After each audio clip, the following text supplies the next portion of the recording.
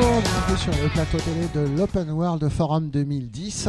Nous nous retrouvons pour un nouveau débat où nous allons parler du DSI 3.0. Mais oui, le DSI 2.0, il est totalement has-been, il n'est plus là du tout. C'est le DSI 3.0 qui va le remplacer. D'ailleurs, on va se poser la question, est-ce que le DSI 3.0 n'aura pas tout simplement disparu? En tout cas, c'est des questions qu'on va se poser avec nos invités. D'abord avec un DSI, un CTO pour faire moderne. Laurent Letourmy, DSI chez Weka Entertainment. Vous avez ce que nous expliquer quand même un petit peu ce que c'est, du social gaming. Alors, on va en parler juste après. Donc Laurent, bonjour. Et puis Jérémy Lipp, pardon. Vous êtes responsable marketing chez Bonitasoft. Tout à fait, oui. Bonitasoft qui est un éditeur de solutions de BPM, c'est ça? Tout à fait, Business Process Management. Et le premier du genre en open source. Le premier du genre en open source. Voilà, tout qui à suit fait, la voie Talend. On a l'impression d'ailleurs parfois qu'il y a une copie conforme, mais bon, c'est une autre histoire. Alors, le social gaming, on n'a peut-être pas l'impression, mais en fait, on en a presque tous fait déjà. Oui, probablement. Je crois que 20% des utilisateurs Internet dans le monde ont déjà joué à des jeux sociaux en ligne. Ça représente à peu près 7 à 8 millions de personnes en France tous les mois. Et pour donner un chiffre, il doit y avoir à peu près 200-250 millions de personnes dans le monde qui jouent à des jeux sociaux en ligne. Alors, un jeu social en ligne, donnez-nous quelques exemples, parce que peut-être qu'en fait, un peu comme Monsieur Jourdain qui faisait de la pro sans le savoir, on a peut-être joué sans savoir. Alors, je crois que le plus connu, c'est Farmville, un jeu américain où on va planter des fleurs, etc., dans une ferme virtuelle qu'on gère en ligne et on va récolter, on va élever des animaux, etc. Je suis extrêmement excité par ce que vous me racontez. Alors, sachez que c'est quand même près de 60 millions de joueurs par mois qui jouent à l'intérieur des réseaux sociaux à l'intérieur des réseaux sociaux avec leurs amis principalement. D'accord. Et alors Weka Entertainment, vous faites des jeux en ligne? Tout à fait. Qui vont s'implanter sur Facebook essentiellement? Sur Facebook essentiellement, effectivement. On a croisé un peu plus de 10 millions de joueurs depuis le début. Et on a 600 000 personnes tous les jours qui viennent sur nos jeux jouer avec leurs amis. Et alors on peut jouer à quoi? C'est mieux que planter des fleurs sur Farmville? On peut jouer à des collections d'images, un petit peu comme l'album Panini, qu'on a tous connu dans notre jeunesse. On peut jouer au Mahjong, on peut jouer à des jeux dits casual, qui sont des petits jeux où les sessions de jeu durent quelques minutes. D'accord. Et alors, vous adressez plus à une clientèle de particuliers ou vous allez me dire que les professionnels, discrètement, à la pause ou entre deux coups de fil, ils jouent aussi? Nos machines sont chargées 24 heures sur 24. D'accord. Avec principalement effectivement le soir et entre midi et 2. Mais c'est toute la journée qu'on joue depuis le bureau. Les sessions Facebook sont rarement fermées durant la journée. Une petite analyse des URL, des adresses IP, oui, ça vous montre. Et confirme que le trafic est du matin au soir. On joue dans les grandes entreprises aussi. Semaine et week-end, absolument. D'accord. Et alors, donc, vous en êtes le DSI, ça veut dire que vous occupez toute l'infrastructure informatique qui permet de faire tourner ça? Alors, effectivement, sur une 50 personnes, la moitié de l'activité, la moitié de l'effectif est composée d'équipes techniques sur lesquelles on développe les jeux, on exploite les jeux en ligne et on gère aussi tout le back-office, le data warehouse, les activités de CRM de la société. Comme toute société, on a un back-office dans cette équipe de 25 personnes. D'accord. Et aujourd'hui, alors comment est-ce que vous avez vu évoluer l'infrastructure informatique? Aujourd'hui, tout le monde parle de cloud computing. Est-ce que pour vous, c'est une réalité déjà? Alors, c'est une réalité depuis près de 2 ans. Parce qu'en fait, quand on a ouvert notre premier jeu sur Facebook, on s'est retrouvé confronté à quelque chose de particulier, c'est-à-dire à un trafic assez énorme, qui est arrivé très rapidement. On est passé en quelques semaines de 0 à presque 1 million de visiteurs par jour, ce qui est une montée en charge assez importante. Et en fait, on a décidé d'aller très rapidement sur le cloud d'Amazon, dont nous sommes utilisateurs, il y a 2 ans, qui était la seule solution à l'époque nous permettant de tenir et d'avancer aussi rapidement et aussi facilement en ajoutant des machines à la demande. Donc les avantages pour un DSI, c'est ça, c'est de dire je n'ai pas besoin j'ai pas besoin de prévoir.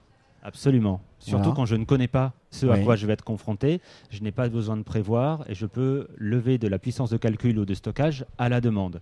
Depuis, on a étendu notre usage du cloud sur les autres projets, à la fois sur les plateformes de développement, parce qu'il est finalement plus simple de disposer de machines assez souples qu'on répartit entre les équipes de développement ou les développeurs, et voire même sur les autres projets de type data warehouse, de type CRM, parce que finalement, avec les volumétries que l'on gère, il est difficile de prévoir, de se projeter sur l'augmentation du volume de données. Seul le cloud aujourd'hui nous permet de répondre à. Et donc quand il y a un nouveau besoin, une nouvelle application, le réflexe d'abord c'est de voir si je peux le mettre sur le cloud. Absolument. D'accord. Et dans certains cas, vous ne trouvez pas et vous faites un développement interne ou pas du tout? Les seules applications qui sont hébergées en interne chez nous sont la compta et le partage de fichiers, tout simplement, pour des questions de performance de réseau. D'accord. Mais la compta, il y a des applications qui existent sur le cloud aussi? Oui, absolument. On a fait un choix assez plus classique, entre guillemets, sur des machines hébergées en interne. D'accord. Alors, la gestion des processus. Aujourd'hui, quand on parle de gestion des processus de l'entreprise, c'est essentiellement toutes ces données qui vont passer d'une application à l'autre, etc. Et donc, j'ai tendance à dire, avant c'était simple, tout était dans le serveur de l'entreprise.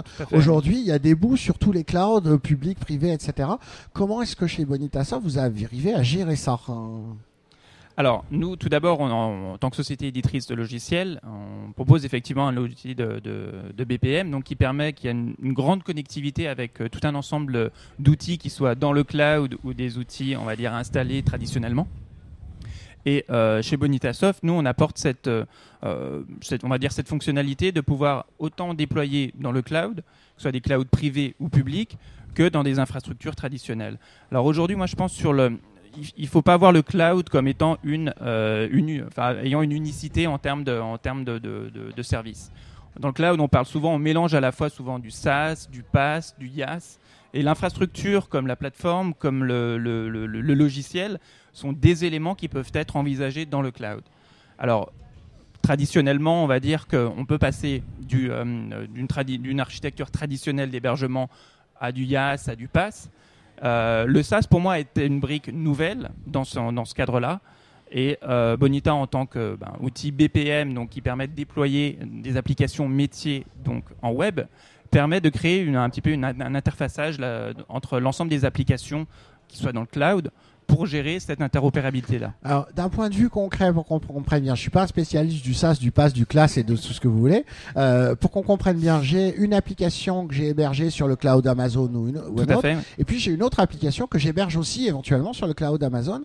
Et j'ai besoin de les faire communiquer entre elles. J'ai l'impression que, alors peut-être que ça a changé aujourd'hui, mais que souvent, on était obligé de redescendre au niveau d'un serveur ou d'un poste local avant que ça remonte parce que les applications cloud n'étaient pas conçues pour fonctionner les unes avec les autres. Tout à fait. Donc aujourd'hui, en fait, la plupart des applications cloud offrent des API dans différents modèles. On peut parler notamment de l'API REST qui permet donc d'interconnecter tout un ensemble de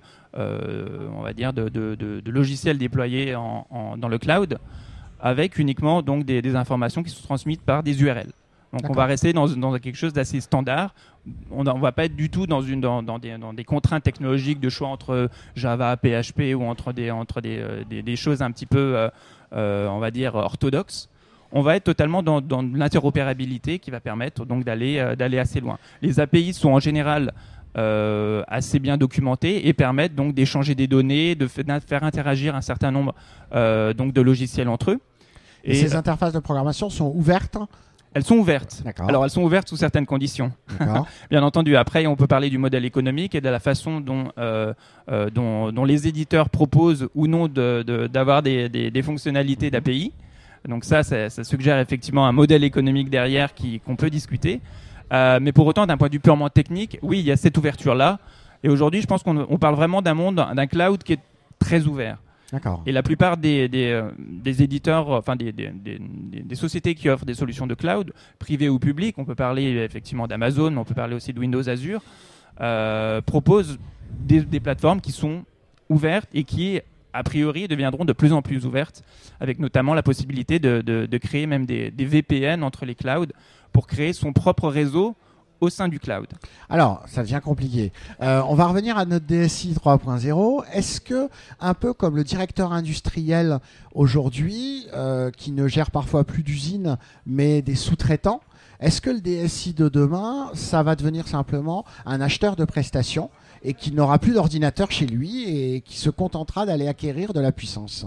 Alors c'est un peu ça effectivement, avec le cloud, notamment les fournisseurs de cloud qui offrent du IaaS, donc l'infrastructure comme un service, on n'a plus besoin de gérer de la salle machine. globalement. On va acheter de l'espace de stockage, on va acheter des machines virtuelles, on va plutôt louer, puisque c'est à la demande, un modèle de facturation à la demande. Et donc il y a toute une partie du métier et de la complexité du métier qui disparaît parce que gérer une salle machine, c'est gérer de l'électricité, gérer du refroidissement, gérer de la bande passante, gérer du matériel, gérer des hommes et des compétences aussi. C'est un métier difficile, particulier, c'est aussi le métier des hébergeurs et c'est le métier qui a été totalement industrialisé par les fournisseurs de cloud qui, via une ligne de commande, une interface web, mettent à disposition de l'espace de stockage, de la machine, voire éventuellement des services. C'était un peu le métier du DSI quand même de gérer tout ça. Oui, le métier du DSI aujourd'hui, il va changer dans le sens où il va plus être orienté sur le business, ou sur les problématiques métiers et fonctionnelles. Et effectivement, nous on le voit sur le métier de nos équipes d'infrastructure qui sont beaucoup plus tournées vers l'usage, la qualité de service pour l'utilisateur final ou pour le joueur chez nous et les performances globales des applications et qui vont migrer un petit peu plus vers les équipes de développement et des problématiques fonctionnelles plutôt que sur des sujets très bas niveau d'interconnexion, de matériel, de logistique, d'achat aussi avec des fournisseurs. Est-ce que vous, ça vous paraît une évolution intéressante en tant que fournisseur d'avoir un DSI qui va venir acheter ponctuellement de la prestation? On va pouvoir louer du logiciel quand on en a besoin, arrêter de le louer quand on n'en a plus besoin. Alors pour un éditeur, il y a quand même derrière on va dire des choix de modèles économiques qui sont radicalement différents. Alors l'évolutivité est possible. On peut être un éditeur traditionnel qui vend des licences, etc., des souscriptions, et passer à un modèle donc de déploiement donc sur le cloud. Pour autant, derrière, il y a un certain nombre de complexités, notamment juridiques, pour gérer les licences, par exemple. Il y a des modèles qui peuvent être des modèles, par exemple, sur le nombre de machines utilisées qui n'ont pas beaucoup de sens sur le cloud, où on va avoir une élasticité qui va faire que les contrôles que peut effectuer un éditeur sur le nombre de machines utilisées, on va dire tout l'aspect audit devient un peu plus complexe. Et effectivement, il y a toujours la possibilité donc pour un éditeur d'aller vers des solutions cloud lui-même en tant que consommateur. Nous, en tant qu'éditeur, on est aussi consommateur de cloud pour des applications donc, telles qu'on parlait du CRM tout à l'heure, de la comptabilité. Et c'est vrai que cette vision-là, elle nous rassure aussi. Ça permet pour un éditeur comme une start-up comme Bonitasoft d'accélérer son déploiement parce que derrière, il y a toute la partie vraiment on va pas dire inintéressante, mais le spectre en fait d'intervention, je pense, du DSI est beaucoup plus réduit et comme disait mon interlocuteur, est beaucoup plus concentré sur les aspects métiers, sur le pourquoi que sur le comment. Dernière question, est-ce que si on va encore plus loin, on a encore besoin d'un DSI ? Est-ce que c'est pas le directeur des achats qui va le remplacer si le seul objectif c'est d'aller acheter de la prestation ? On reste quand même confronté à des problématiques technologiques, organisationnelles et de gestion de projet assez importantes, de choix aussi de logiciels, de plateformes de développement, de RP, de solutions logicielles relativement complexes et mettre entre guillemets toute l'organisation technologique et des équipes qui va avec. Ça, c'est probablement le métier du DSI. Il y a des aspects de sécurité aussi qui vont, je pense, rester quand même de l'ordre du DSI. Je pense que son métier est en train de changer. Il est de plus en plus orienté business, de plus en plus orienté sur les couches hautes, entre guillemets, de valeur ajoutée pour une entreprise. Je pense qu'il est encore là pour quelques années. Comment est-ce qu'on doit faire évoluer éventuellement les formations de nos DSI juniors qui petit à petit vont monter dans les échelons? Parce qu'aujourd'hui, si on regarde les écoles, les universités, on leur apprend toujours à pisser du code. Oui, tout à fait. Ça reste probablement, je pense que le plus gros effet de levier est probablement sur les méthodes de projet. D'accord. Parce qu'effectivement, on va se retrouver ici avec des équipes à la fois d'infrastructure, de développement et des équipes métiers qui vont travailler ensemble. On n'a plus de contraintes, plus de délais de livraison ou d'acquisition de matériel, etc. On est capable de travailler au mois, aux 2 semaines, à la semaine, voire un peu plus à la journée dans certains cas. Et on va se retrouver dans des cycles qui sont beaucoup plus importants, où on n'a plus de contraintes, mais on peut avancer en permanence sur ce qu'on propose aux utilisateurs, nous, à nos joueurs ou à nos clients. Parfait. Bah, écoutez, merci beaucoup à tous les deux. Je pense qu'on va conclure là-dessus. Si vous avez envie de découvrir le Social gaming que tous vos enfants connaissent, mais peut-être pas vous. Vous allez découvrir ça. Alors sur Facebook, comment on fait pour découvrir vos jeux? Alors vous tapez Weka Entertainment sur Facebook, vous aurez nos jeux, mais vous les connaissez déjà probablement puisque notre cible a plutôt plus de 30 ans que plutôt que moi. D'accord. En plus, je suis vraiment totalement has-been. Laurent Le Tourny, merci beaucoup. Donc vous êtes le DSI de Weka Entertainment, et Jérémy Lipp, donc vous êtes responsable marketing chez Bonitasoft, un des éditeurs open source à suivre pour les années qui viennent. Tout à fait. Voilà. Merci à tous de nous avoir suivis sur le plateau télé de l'Open World Forum. On se retrouve très bientôt pour un nouveau débat.